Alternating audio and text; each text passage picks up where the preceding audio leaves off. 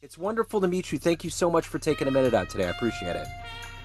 Hey, thanks for having me. I appreciate that. That's a great shirt, man. I always like the greens. It's a great I shirt. know this is, I went to India. I traveled in India last year and I love colors. And you Yeah, cannot get good colored clothes for men here. And in yeah. India, they just have so many different colors. I love it. So I bought an extra suitcase with me home, Oh, all the cool. clothes I bought. Yeah. So I had some friends. One of my good friends is a high-powered tech guy, and he goes out there, and he was telling me in New Delhi and in general, I had no idea the air quality was that bad out there. Yeah, I wasn't in New Delhi. I didn't experience that. I was in Mumbai and in South. So I really did not experience that, but I've heard that that's true. Yeah. Yeah, it's wild. Like he was like, look at our air quality in Kansas City, which was like, I don't know, 25 or 30. It was about a month Mhm. ago. And then he said, Yeah. now look, get on your phone and look at New Delhi. And it was at like 300. They have to wear N95 masks and keep windows closed. Yeah, it's wild. I didn't know that. That's insane. Yeah, yeah. It's, It's totally insane. it's an interesting country, man. It is. I It loved totally it though. I really loved it there, but it is not for everybody, for sure. not for the faint of heart. He told me No, too, do not look the monkeys in the eye. Just don't do it. it's true. They steal stuff from you. That's And there are right. cows everywhere, cows on the street, everywhere there's cows. I would love to experience it at some point. So let's get into your world and your work. And to begin that, I want to know surviving this pandemic was such a big deal. It sent so many tremors through all this. How much of living through that is still a part of what you do today?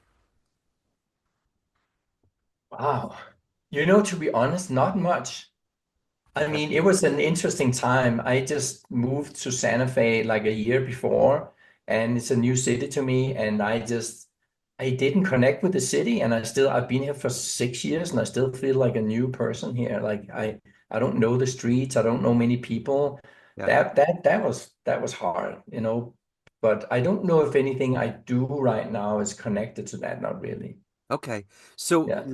let's get into exactly what you do as a coach and an author, everything that you do. I want to know, I'm going to put you in front of a bunch of grade school kids. It's career day, and one of the kids is curious and wants to know what you do for a living. How do you Okay. explain it? That's a good idea. That's a good question. Well, I work with intuition, so I coach people, and I have clients that I help with their problems. They come to me, and I help them navigate life, basically.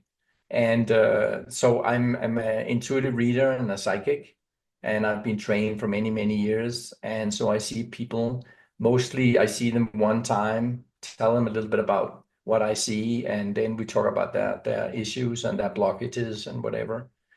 And yeah, then I create a lot of books using AI. So I really don't call myself an author per se. Okay. I don't really know if there's a name for it yet, but I published 28 books so far, Okay. and it's all self-help books, like to just again to help people navigate their lives, basically. And yeah, that's mostly what I did. For many years, I have an online dating site that I've eventually sold, but I was in that business and know a lot about that, both behind the scenes and what people run into of challenges finding a loved one. Yeah. That's basically it. So how did you develop this intuition, this psychic ability? Take me back to where you were born and raised. What were these seeds that were cultivated that led to you in your career now?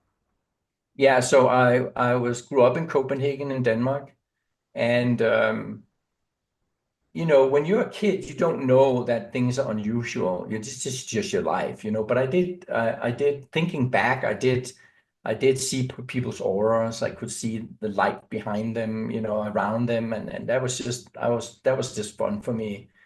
And I also remember that I feel I had insights or knowledge that other people didn't have. Like I have a brother who is 3 years older than me, and I remember we shared a bedroom, and I was maybe 6 or 7, and he was then 9 or 10 or something. And we were talking. The light was out, and we were talking about things. I can't remember what it was, but I remember wondering why he didn't know better. And it wasn't like an ego thing. It was just a facts. Like I was like, wonder why he doesn't see what's behind it and stuff like that. So I think early on, I just had a good intuition, and I will say though that it's not like I'm special in that way. A lot of people have really good intuitions; they just don't connect with it. So But what is special about what I did was eventually when I moved to Berkeley, California in '99, I started training out there, and I trained for a person. I trained with a person out there for 17 years. So I went to her group, and I crafted and I honed in my skills as an intuitive reader, and that was amazing because it is something you can practice and you can get much better at. And I Yeah. would also say that if people want to use their intuition, if they start to trust their insights, that's really they're halfway there. It's a lot about trusting. We all get kind of information, all the time. We just ignore them a lot Yeah. of times. And if we start to trust what's going on and what we feel, yeah, that's a good way to start using your own intuition. It's interesting you talk about, you just the way you perceive the world was just the way you perceived it. You didn't know that there was anything any different. Have you run into people later in life that had the same abilities that you could kind of be in a group and talk to them and feel like you're not so alone with the way that you feel and the way that you see the world? Yeah, totally. I actually run a group for people who do intuitive readings, and we support each other and we talk about it all the time. And yeah, and also I just when I see people pretty clearly, and I meet people, and you can just see there's some awareness and insight that they have they don't understand things on a kind of a sort of deeper level, or they take in information a little more clearer. Yeah. So that's always interesting, and I try to talk to people about that. It's not everybody who's conscious about it. Again, some people also grow up and still feel the same way I felt when I was a kid. Like they don't really know it's special. That's just their life. They never thought about it. They just Yeah. have a good intuition, or somewhat psychic. Like my mom, for instance, she was pretty psychic. She never knew. We talked about it a few times. She's like, oh, silly, but she guessed things that was so spot on, but Yeah. she would never attribute it to her psychic capabilities. That's interesting. So, who's been kind of an inspiration, a hero for you in your life? And overall, around the intuitive stuff. But probably just overall. Yeah. Oh boy. I think my first like really big inspiration was an author called Stuart Wilde, Yeah. who's he started talking about psychology and spirituality. He passed away now, but he was a very big inspiration to me. So that was an author. I think as people, when I went to school, in I'm dyslexic, so I had a really hard time sitting. Well, first of all, I'm dyslexic, and second of all, I ate too much sugar, so I couldn't sit still. Yeah. I just couldn't, and I didn't understand the whole thing about writing and learning to read and stuff. I liked math, but I was not good in school. But my teacher was amazing. He was the sweetest guy. And in Denmark, we had the same teacher all through grade from first to ninth grade. So he followed us. He left when in seventh grade, but I had him for 7 years, and it was a blessing to me because he understood. And so he was very gentle with me, and he was a super helpful person for me. And then I would say the teacher Phyllis Pay, which is a woman in Berkeley, California, that I trained with for all these years. She has been amazing in teaching me the deeper things about using your intuition. So, if you can meet an intuitive or somebody that's in your field that's alive on the planet that you find fascinating or that you could benefit from maybe asking questions or hanging out with them a little bit, who would that be? So any person that I could just be hanging out with, Yeah, anybody in the world that maybe would be, I mean, whether it's in your yeah, field or otherwise, that right. would be a benefit. God, that's a really good question.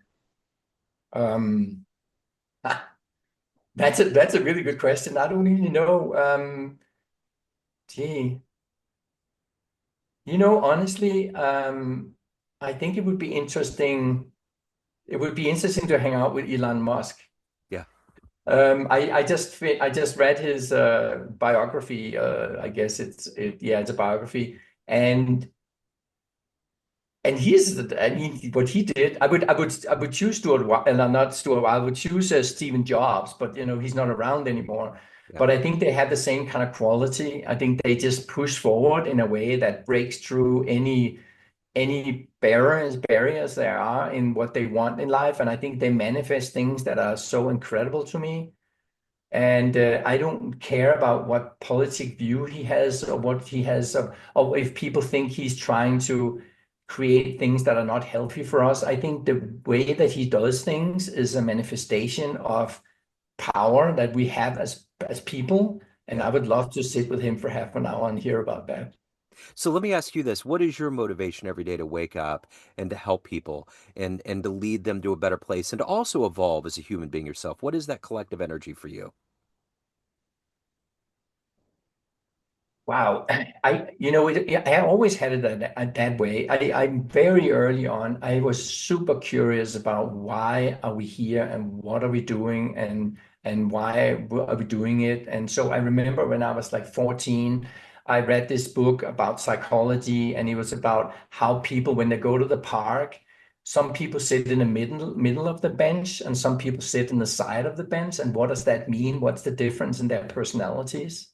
And I was just fascinated by learning, oh, if you sit in the middle, you might want to be by yourself. But if you sit on the side, you might be open to have someone else. And I'm like, oh my God, there's an insight there. So that has really followed me my whole life. So I think one thing is for me to learn why are we doing what we're doing? And I guess that leads to being more conscious about things. Yeah. So throughout my life, I've always been curious about that.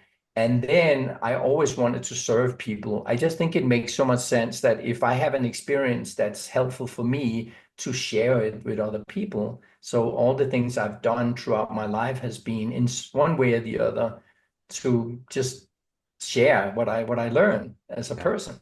Yeah. So did you have you ever had a client that there was a breakthrough or there was a revelation you didn't expect that really kind of shook your foundation and made you grow or made you think, I had no idea this was going to happen? Did you ever have a moment like that? Honestly, I think that feels like it happens all the time. I'm so surprised, not because of what I especially do, but remember this, the best way. That's why we need to be good listeners like you are, right? Because the best way to help people is to listen to them. You can give them some clues and prompt them a little bit, but it has to come out of them. People listen to what they say, like, oh, this is so interesting. So once you have them say things, they change their minds, they view their lives differently. So that's why therapy is so good. I mean, in the old days when Freud, he was having people on the couch there and they were just talking and he wouldn't say anything, and people be like, "Oh my God, I'm learning so much." So yeah, I think a lot of times I experience people have insights or change their ways of being because they go through a process where I listen to them and ask the right questions. I feel that happens a lot. Yeah, because people also have to be ready. When you go to an intuitive reader, you gotta think a little different. You gotta trust that something is out there that is not like it's not like going to a psychologist, right? It's a little more woo-woo, so to speak, right? So people have a little more of either more they're more ready, or they really need it, or they trust it. Either way, they're ready for something to change. And I feel a lot of times that is actually what happens. Yeah. For me personally, I think about whether it's along the psychic lines or otherwise, I don't want to disrupt the flow of things. And there's things that I would like to know, but it's like I don't know. I'm always on the fence. So my question to you is this: anyone that's out there that's on the fence, that's thinking, I've been wanting to do this for a while. How should I go ahead and reach out to you and do that? Should Yeah. I? What would you tell people to impel them to make that leap to do it? That's a super good question. I think you sometimes you have to be brave, right? You are going into the unknown. That's what people, that's what they're doing. That's when you ask somebody to help out, you're brave enough to do that. So I think it's about being brave. Just step out of your comfort zone a little bit. That's where things start to change. So that's the first step.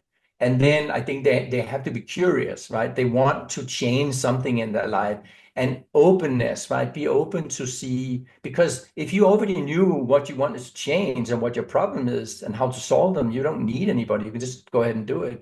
But oftentimes, you're not really sure. I get people coming and they ask questions, should I do this or should I do that? And so I help them with these things, right? So you have to be open to change and you have to be somewhat brave and you have to be curious. Yeah. Yeah. So let me ask you this. If you had a dream tonight, ran into a young version of you, an 18-year-old version, and you could give that young version of you a piece of advice based on this life you've led, the wisdom you've accumulated, what advice Mhm. would you give your younger self? Wow, I think the biggest one is it's going to be okay to trust Yeah. because life is just like a river. You're on the river and you just go down the river and things happen and it's going to be okay. You're going to run into big problems and big happiness and but it is going to be okay. You don't have to know everything. You don't have to predict everything. You don't have to craft everything. You don't have to be ready for everything. You don't have to educate yourself or not educate yourself. That you just go with what you feel passionate about. You will be okay. Really, the biggest thing you can do, the failure you can do towards yourself is think you have to think everything out. Is think you have to solve all the problems yourself or you have to plan everything out. That's not how it works. Life will take you in some direction. You might as well go with the flow. That's what I would say. So speaking of everything being okay, we're in a new year. We're going to have a new administration next week. There's a lot in the air that's going on, from Yeah, wildfires to everything that's happening yeah, overall. yeah. How confident are you with things that are going on? How optimistic are you? Well, I would say this, if you can't do anything about it, don't worry about it. Gotcha. It's just a waste of energy, really. And personally, and I don't say that everybody should do that, but personally, I don't read the news. I Yeah. just don't bother because, and I lived in California 20 years. I think and I see fires and I experienced that, and it's terrible. It makes me really sad. But sitting on Instagram or on TV and watch hours after hours of what's going on or CNN or whatever, it was just drain you of energy, and there's nothing you can do about it. And sort of the same with the politics, okay, so a new administration might be worried, you might be excited, whatever, but if you can't do anything about it, then don't worry about it. You have a life, worry about what's right in front of you, worry about your family, where you live, how you earn your money, be healthy, worry about those things. They will have a much bigger impact on your life than whoever is president or whatever fires are happening in California. Yeah, for That sure. okay. That's wonderful advice. So let me ask you this. Of everything that you've done and accomplished in your life, this road that you've traveled to now, what are you ultimately the proudest of? Wow, that's interesting because I got divorced 2 years ago, and I was married. We were together for 30 years, and there was, it was meant to be, but it was sad in many ways. And I would say that I think the marriage I've had with my ex-wife and the family we built together, I think that is what I'm most proud of. So everyone has a perception of you, family, friends, clients, everyone that knows you, but you run the show. What's your perception of you? Who do you think you are? Oh my God. But that's a really good question because you could have asked me a few years ago and I would have said one thing, but I've learned a lot in the last 2 years, and I I've learned that I have more dimensions than I thought. Yeah. But I would say I'm a caring person. I am insightful. I have a certain amount of wisdom, and I'm very creative and I'm super productive. So I would say that, and I'm a curious person. I'm open. Yeah. And I think I am good at inspiring people, because I feel that that's really the air, that's the oxygen we need, it's inspiration. Yeah. Yeah. So if anyone's ready to take the leap, they have questions, they want to hire you, reach out, any of the good business, get your books. Where's the best place to do that? I have two websites, my name, kimaronson.com, and then I have wisdommanuals.com.